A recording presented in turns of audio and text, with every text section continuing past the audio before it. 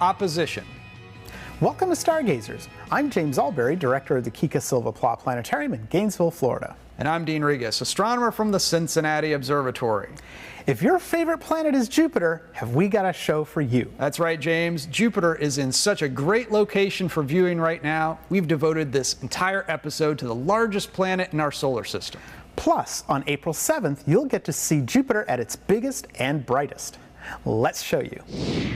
Okay, we have our sky set for 10 p.m. any night this week. If you look toward the east, you'll see Jupiter among the stars of Virgo the Maiden. To be sure you found Virgo, simply look to the northeast and you'll find the 4 stars that mark the bowl of the Big Dipper and the 3 stars that mark its handle. By tracing an arc with the stars and the handle, you'll run smack dab into the star Arcturus. If you continue drawing a straight line away from Arcturus toward the south, you'll run into Spica, the brightest star in Virgo. Jupiter is the bright, non-twinkling light just up to the left of Spica. Jupiter is not only the largest planet in our solar system, but its gravity is so strong that it's sometimes referred to as the solar system's vacuum cleaner. Jupiter's gravity attracts nearby asteroids and other small solar system bodies, and it has been known to dramatically change the orbits of inbound comets, which can shorten or lengthen the amount of time it takes for the comet to orbit the Sun. In July 1994, fragments of comet Shoemaker-Levy 9 collided with Jupiter, providing the first direct observation of a collision between 2 solar system objects. The planet Jupiter has been observed in the sky since antiquity. The ancient Romans named it after the king of their gods, whom the Greeks referred to as Zeus. Babylonian astronomers have records of Jupiter dating back to the 7th century BC. In his book The Almagest, Greek astronomer Claudius Ptolemy used Jupiter's motion with respect to the Earth to refine his Earth-centered model of the solar system. By doing this, Ptolemy showed that Jupiter took almost 12 years to make a complete circuit of the sky, which we now know as the amount of time it takes Jupiter to orbit the Sun.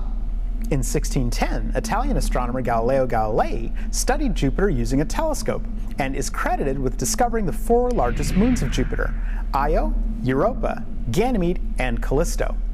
The motions of these moons around Jupiter provided Galileo with an example supporting Nicholas Copernicus's view of a sun-centered solar system. Because if you look at Jupiter and its moons, they do look like a miniature version of our solar system. Astronomers Giovanni Cassini and Robert Hooke both noticed a large red spot on Jupiter during their telescopic observations in the 1660s. This spot, affectionately called the Great Red Spot, it is so large that you could fit 2 Earths inside it. Speaking of size, as planets go, Jupiter is enormous. If Jupiter were hollow, you could fit over 1,000 Earths inside it, and it has over 120 times the surface area of the Earth. In more down-to-earth terms, if Jupiter were the size of a basketball, Earth would be the size of about a marble. Jupiter also spins very fast.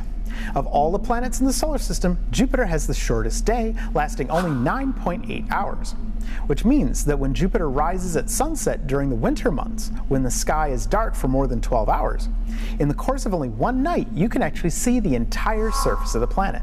This rapid spinning has caused Jupiter to take on an M&M shape, and because Jupiter is not a solid body, Jupiter's atmosphere actually spins faster at the equator than it does at the poles, making the clouds form the stripes we've come to know and love. And lastly, of all the planets, Jupiter has the strongest and largest magnetic field. The solar wind causes this field to extend away from Jupiter to almost the orbit of Saturn. So, get outside and gaze upon the king of the planets. It's easy to do when you keep looking up.